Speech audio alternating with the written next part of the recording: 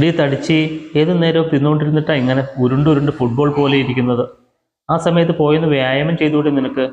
വായിലേക്ക് കൊണ്ടുപോകാൻ എടുത്ത ബിസ്ക്കറ്റ് അതുപോലെ തന്നെ തിരിച്ചെടുത്ത് പാക്കറ്റിലേക്ക് വെച്ചു അവൾ. ചങ്കിലൂടെ വേദന നിറഞ്ഞ ഉമിനീരിറക്കി ഒന്ന് മുഖം ഉയർത്തി നോക്കി. അപ്പുറത്തെ വീട്ടിലെ കിച്ചുവേട്ടനാണ്. ഇങ്ങോട്ട് തന്നെ നോക്കി നിൽക്കുന്നുണ്ട്. വേഗം അകത്തോട്ട് കയറി ബിസ്ക്കറ്റ് അടുക്കളയിൽ തന്നെ കൊണ്ടുവച്ചു.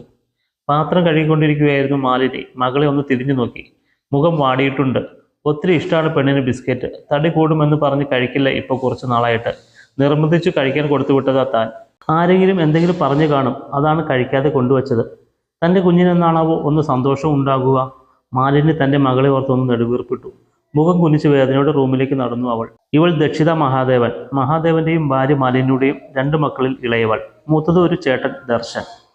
കട്ടിയുള്ള കറുത്ത ചുരുണ്ട മുടിയും അല്പം വിടർന്ന വലിയ കണ്ണുകളും കുഞ്ഞി ചുണ്ടുകളും ചുവന്ന തൊടുത്ത ഉണ്ട കവിളുകളുമൊക്കെയായി ഒരു കൊച്ചു സുന്ദരി. പക്ഷേ എന്ത് ചെയ്യാൻ, സമൂഹം അവളുടെ തടിയെ മാത്രമേ കാണുന്നുള്ളൂ. ദശി റൂമിലേക്ക് കയറി ബെഡിൽ കയറി ഇരുന്ന് കൺമുട്ടിലേക്ക് മുഖം പൂഴ്ത്തി.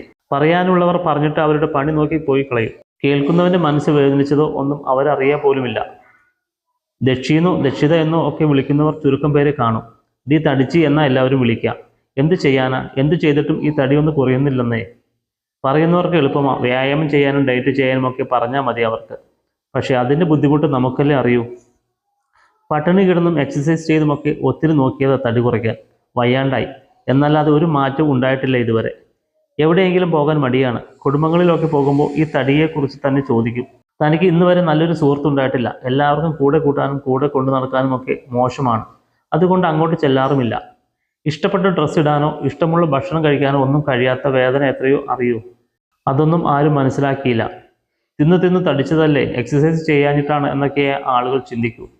ഇതിൻ്റെയൊക്കെ കൂട്ടത്തിൽ പെണ്ണ് കാണലും. പോയി നിന്ന് മടുത്തു തുടങ്ങി. തന്നെ കാണുന്നതോടെ ചെക്കൻ്റെയും വീട്ടുകാരുടെയും ഒക്കെ മുഖം ഇരുണ്ടു തുടങ്ങും. അപ്പോഴേ ഉറപ്പിക്കാം അത് നടക്കില്ല എന്ന്. ചേട്ടൻ എൻ്റെ കല്യാണം ശരിയാകാതെ കെട്ടില്ല എന്നും പറഞ്ഞ് നടക്കുന്നത്. പേടിയാണ് വൈകുന്തോറും ചേട്ടൻ തന്നെ വെറുത്തു പോകുമോ എന്ന്. ഈ തടിച്ചുള്ളത് കൊണ്ട് തൻ്റെ ജീവിതം നശിച്ചു പോകുമോ എന്ന് ചേട്ടൻ മനസ്സിൽ പോലും ചിന്തിച്ചു പോകുമോ എന്ന് ഒക്കെ പേടിയാണ്. ദിവസങ്ങൾ പതിയെ പോയി തുടങ്ങി. ഞാനും എൻ്റെ തയ്യലുമൊക്കെ ആയിട്ട് ഇങ്ങനെ മുന്നോട്ട് പോകുന്നു. തയ്ക്കാൻ ഭയങ്കര ഇഷ്ടമാണ്. ഓരോ ഡ്രസ്സും ഡിസൈൻ ചെയ്തൊക്കെ നോക്കും. അതാണ് ആകെയുള്ള തൻ്റെ സന്തോഷം. പതിവ് പോലെ ഒരു ഞായറാഴ്ച ഒരു കൂട്ടർ കാണാൻ വന്നു. ഒരു 2 കെട്ടുകാരൻ. ഭാര്യ മരിച്ചതാണ്. ഒരു കുഞ്ഞും ഉണ്ട്. ഒരു കുഞ്ഞുമോൾ. മുടിയൊക്കെ 2 കൊമ്പ് കെട്ടി കണ്ണ് വിടർത്തി നോക്കുന്നുണ്ട് കുഞ്ഞ്. 3 വയസ്സായി കാണും, അത്രയേ കാണും. എന്തോ വല്ലാത്ത വാത്സല്യം തോന്നിപ്പോയി ആ കുഞ്ഞുമോളോട്. ചെക്കൻ വന്നിട്ടില്ല. അമ്മ തന്നെ അമ്പലത്തിൽ വെച്ച് കണ്ടു ഇഷ്ടമായതാണ് പോലും. കേട്ടപ്പോൾ അത്ഭുതം തോന്നി. തന്നെ ഒക്കെ ഇഷ്ടമായി എന്നാണ് തോന്നിയത്. ഇനി തന്നെ ആയിരിക്കില്ലേ കണ്ടത്? ആയിരിക്കും. ആ അമ്മയുടെ മുമ്പിൽ ഇരിക്കുന്ന ഐശ്വര്യം നിറഞ്ഞ ഒരു അമ്മ. അവരെ നോക്കി ഒന്ന് മനോഹരമായി പുഞ്ചിരിച്ചു. തന്നെ ഇഷ്ടമായ ആദ്യത്തെ ആളല്ലേ, സ്നേഹം തോന്നുന്നു. എന്തോ എൻ്റെ അമ്മയുടെയും അച്ഛൻ്റെയും ചേട്ടൻ്റെയും ഒന്നും മുഖത്ത് അധികം തെളിച്ചമില്ല. 2 കെട്ടുകാരനായതുകൊണ്ടാകും. വിവരം അറിയിക്കുമെന്ന് പറഞ്ഞ് അച്ഛനും അമ്മയും അവരെ യാത്രയാക്കി. ബ്രോക്കർ ചേട്ടനെ ഒന്ന് ദേഷ്യത്തോടെ നോക്കി ചേട്ടൻ. ഒന്നും ശരിയാകത്തോണ്ട കുഞ്ഞ് ഞാൻ. ആ അമ്മ ഇങ്ങോട്ട് വന്ന് പറഞ്ഞപ്പോൾ ഈ മോൾക്കൊരു ജീവിതം ഉണ്ടാവട്ടെ എന്നേ കരുതിയുള്ളൂ. നിങ്ങൾക്ക് ഇഷ്ടമില്ലാച്ചാൽ അവരോട് ഞാൻ സംസാരിച്ചോളാം. ബ്രോക്കർ ചേട്ടൻ തന്നെ ന്യായം പറയുന്നുണ്ട്. പാവാണ്. ഒത്തിരി ആലോചനകൾ തനിക്ക് വേണ്ടി കൊണ്ടുവന്നിട്ടുണ്ട്. ഒന്നും ശരിയാകാഞ്ഞിട്ടാണ്. അച്ഛാ, എനിക്ക് സമ്മതമാണ് ഈ വിവാഹത്തിന്. ഇങ്ങനെ പോയി നിന്ന് മടുത്തു അച്ഛാ. ഇതാവും എനിക്ക് വിധിച്ചിട്ടുണ്ടാവുക. അച്ഛൻ അവരോട് വിളിച്ചു പറ എനിക്ക് സമ്മതമാണ് എന്ന്. ദക്ഷി മോളെ, നീ എന്തൊക്കെ കുഞ്ഞെ പറയുന്നേ? നമുക്ക് വേറെ നോക്കാടി. ശരിയാകും. എൻ്റെ കുഞ്ഞിന് നല്ലത് തന്നെ വേറെ കിട്ടില്ലേ. അച്ഛനെ ഇങ്ങനെ വിഷമിപ്പിക്കല്ലേ. അച്ഛൻ വേദനയോടെ പറയുന്നു. ചേട്ടൻ്റെയും അമ്മയുടെ മുഖത്തും ഒക്കെ വേദനയാണ്. ആ കുഞ്ഞുമോൾക്ക് ഒരു അമ്മയെ കിട്ടില്ലേ അച്ഛാ. പാവല്ലേ ആ കുഞ്ഞ്. അച്ഛൻ സമ്മതിക്കണം പൂർണ്ണ മനസ്സോടെ. നിലത്തിരുന്നു അച്ഛൻ്റെ മടിയിൽ മുഖം അമർത്തി കിടന്നു പറഞ്ഞു. അമ്മ കരഞ്ഞുകൊണ്ട് അകത്തോട്ട് കയറിപ്പോയി. ചേട്ടൻ തലയിൽ ഒന്ന് തലോടി നെറ്റിയിൽ ഒന്ന് മുത്തി കയറിപ്പോയി. ചേട്ടൻ്റെയും അച്ഛൻ്റെയും ഒക്കെ കണ്ണു നിറഞ്ഞിട്ടുണ്ട്. സാരില്ല, ഒക്കെ നല്ലതിനാവും. ഇനിയും ഇങ്ങനെ നിന്ന് പോയാൽ ചേട്ടൻ്റെ കല്യാണവും വൈകി പോകും. പിന്നീട് എല്ലാം പെട്ടെന്നായിരുന്നു. വിവാഹത്തിന് ദിവസം കുറച്ച് ഡ്രസ്സ് എടുത്തു ഒക്കെ കഴിഞ്ഞു. പക്ഷേ ഈ നിമിഷം വരെ കെട്ടുന്ന ചെക്കനെ ഞാനോ ചെക്കൻ എന്നെയോ കണ്ടിട്ടില്ല. അച്ഛനും ചേട്ടനും ഒക്കെ പോയി കണ്ട് ഇഷ്ടമായിട്ടുണ്ട്. അത് മതി. ചെക്കൻ്റെ അമ്മ കണ്ടതല്ലേ തന്നെ. അപ്പോൾ തടിയുള്ള കാര്യമൊക്കെ അറിയുമായിരിക്കും. സർവാഭരണ വിഭൂഷിതയായി മണ്ഡപത്തിലേക്ക് നടക്കുമ്പോൾ ഹൃദയം പതിവിലും കൂടുതലായി ഇടിക്കുന്നുണ്ടായിരുന്നു. എന്തോ ഒരു ഭയം തന്നെ വന്ന് പൊതിയുന്നത് പോലെ. മുഖം ഉയർത്തി മുമ്പിലേക്ക് നോക്കിയപ്പോൾ ഭയം കൂടി വന്നു. നല്ല വെളുത്ത ഉറച്ച ശരീരവും പിരിച്ചു വെച്ച കട്ടമീശയും ഒക്കെയായി അധികം തടിയില്ലാത്ത ഒരു യുവാവ്. തന്നെ കണ്ടപാടെ ആ മുഖം മങ്ങുന്നത് കണ്ടപ്പോൾ എടുത്ത തീരുമാനം തെറ്റായി പോയോ എന്ന് ചിന്തിക്കാതിരുന്നില്ല. തൻ്റെ കഴുത്തിൽ താലി കെട്ടി മുറുക്കുമ്പോഴും സിന്ദൂരം ചാർത്തുമ്പോഴുമൊക്കെ അഗ്നിക്ക് ചുറ്റും വലം വയ്ക്കുമ്പോഴുമൊക്കെ ഭയം കൊണ്ട് തല ഉയർത്തി നോക്കാൻ കഴിയുന്നില്ലായിരുന്നു. നിലവിളക്ക് വാങ്ങി ആ വീട്ടിലേക്ക് കയറുമ്പോൾ തൻ്റെ ജീവിതം ഓർത്ത് ഭയം തോന്നി തുടങ്ങിയിരുന്നു. രണ്ടാം വിവാഹം ആയതുകൊണ്ട് ആളുകളൊക്കെ കുറവായിരുന്നു. വേഷം മാറി ആരെയും കാണാതെ വന്നപ്പോൾ പതിയെ താഴേക്ക് ഇറങ്ങി അമ്മയുടെ സംസാരം കേൾക്കുന്നിടത്തേക്ക് നടന്നു ചെന്നു. ഇതാണോ അമ്മേ എനിക്ക് വേണ്ടി കണ്ടുപിടിച്ച പെണ്ണ്? പാവക്കുട്ടി പോലെ ഇരിക്കുന്ന കൊച്ചെന്ന് പറഞ്ഞിട്ട് ഇതൊരു ഉണ്ടച്ചി. ഇത്രയും തടിച്ച ഒന്നിനെ കൊണ്ട് ഞാൻ എങ്ങനെയാ ആളുകൾക്ക് മുമ്പിൽ പോകാം അമ്മേ? ദേഷ്യത്തോടെ പറയുന്നുണ്ട് ആള്. പ്രതീക്ഷിച്ചതാണ്, എങ്കിലും ഹൃദയം മുറിഞ്ഞ് ചോര പൊടിയുന്നു. ചുമരിച്ചാരി തല താഴ്ത്തി നിന്നു. എന്താ യദു നീ പറയുന്നേ? ആ കുട്ടി കേൾക്കില്ലേ നീ പറയുന്നത്? എൻ്റെ മോൻ എന്നു മുതലാ ബാഹ്യ സൗന്ദര്യമൊക്കെ നോക്കി തുടങ്ങിയത്? നീ നിന്റെ കുറവ് മറന്നുപോയതാണോ യദു? നീ ഒരു രണ്ടാം കെട്ടുകാരനാണെന്ന് മറന്നുപോയോ? എൻ്റെ മോൻ ഒരു കൊച്ചുണ്ടെന്ന് മറന്നുപോയോ? അമ്മ പറഞ്ഞു നിർത്തുമ്പോൾ തൻ്റെ കണ്ണ് നിറഞ്ഞു വരുന്നുണ്ടായിരുന്നു. രണ്ടാം കെട്ടുകാരനാണെന്ന് വെച്ച് ആ തടിച്ചിയെ തന്നെ കെട്ടണോ? വേറെ എത്രയോ നല്ല കുട്ടികളുണ്ട് എന്ന് പറഞ്ഞ് ദേഷ്യത്തോടെ പുറത്തേക്ക് ഇറങ്ങിയ യദുകൃഷ്ണ എന്ന് യദു കാണുന്നത് ചുമരിച്ചാരി നിന്ന് മുഖം കുലിച്ച് എല്ലാം കേട്ടോണ്ട് നിൽക്കുന്ന പെണ്ണിനെയാണ്. അവൻ്റെ മുഖം പ്രേതത്തെ കണ്ട പോലെ വിളറിപ്പോയി. ദക്ഷി ഒന്ന് മുഖം ഉയർത്തുക പോലും ചെയ്യാതെ ആ നൃത്തം നിന്നു. രാത്രി റൂമിലേക്ക് ചെന്നപ്പോൾ മോൾ ബെഡിൽ കിടന്ന് ഉറങ്ങുന്നുണ്ടായിരുന്നു. യദുവേട്ടനെ റൂമിൽ കാണാതായപ്പോൾ മോളുടെ അടുത്തേക്ക് കയറി അവളെ ചുറ്റിപ്പിടിച്ച് കിടന്നു. കണ്ണ് ഒന്ന് അടഞ്ഞു വരുമ്പോൾ ആയിരുന്നു ആരോ ശക്തിയിൽ കുലുക്കി വിളിക്കുന്നത്. കണ്ണ് തുറന്നപ്പോൾ ദേഷ്യത്തോടെ മുമ്പിൽ യദുവേട്ടൻ ഉണ്ടായിരുന്നു. എൻ്റെ കുഞ്ഞിനെ കൊല്ലാനാണോടി അവളെ ചുറ്റിപ്പിടിച്ച് കിടന്നേക്കുന്നത്? ഉറക്കത്തിൽ നിന്റെ കയ്യോ കാലോ എൻ്റെ കുഞ്ഞിനെ മേലെ കൊണ്ടാൽ എൻ്റെ കുഞ്ഞിന് ശ്വാസം കിട്ടുവോ? തടിച്ച് ആനയുടെ അടിയിൽപ്പെട്ട അവസ്ഥയാകൂലേ എൻ്റെ കുഞ്ഞിന്? ഞെട്ടി എണീറ്റ് കട്ടിലിൽ നിന്നും ഇനി ഒന്നിനും തന്നെ ഇത്ര നോവിക്കാൻ കഴിഞ്ഞെന്ന് വരില്ല. സ്വയം പുച്ഛം തോന്നിപ്പോയി. റൂമിലെ സോഫയിൽ ചുരുണ്ടുകൂടി നേരം വിളിപ്പിച്ചു. ഒരു തരം അറിയിപ്പായതുകൊണ്ട് തോന്നുന്നു സങ്കടം തിരുവോളം ഒന്ന് കരയാൻ കൂടി സാധിക്കുന്നില്ല.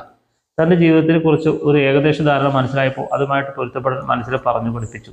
ഇവ മോളുടെയും യദുവേട്ടൻ്റെയും എല്ലാ കാര്യങ്ങളും ഒരു മടുക്കവും കൂടാതെ ചെയ്തു പോന്നു എന്നല്ലാതെ ഞങ്ങൾക്കിടയിൽ ഒരു സംസാരം പോലും ഉണ്ടായിട്ടില്ലായിരുന്നു.